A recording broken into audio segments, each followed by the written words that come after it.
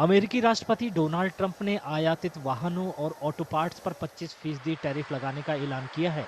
ये 3 अप्रैल 2025 से लागू होगा। ये नीति ट्रंप प्रशासन के अमेरिका फर्स्ट रुख के मुताबिक सभी निर्यातक देशों पर लागू होती है। इस कदम से कई देश बुरी तरह प्रभावित होंगे। हालांकि विशेषज्ञों का मानना है कि भारत के पूर्ण निर्मित कार विनिर्माण क्षेत्र पर इसका ज्यादा असर नहीं दिखेगा, क्योंकि अमेरिकी बाजार में इसकी पहुंच काफी सीमित है। He wants to have manufacturing of automobile and automobile parts in USA. I'm not sure whether that will be achieved or not. But what is happening is basically, as far as India is concerned, because he has put on all the world, entire world. Our exports of auto are not that much. It's very minuscule, so that will not impact us. But auto components we have is our largest market is USA.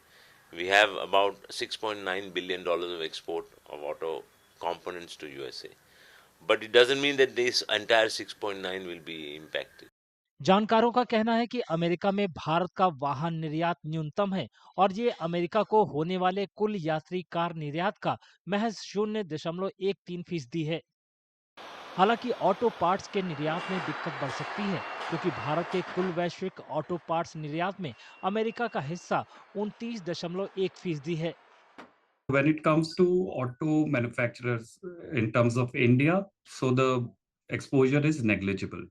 We only export around 8 to 9 million USD every year. The last number in 2024 was 9 million.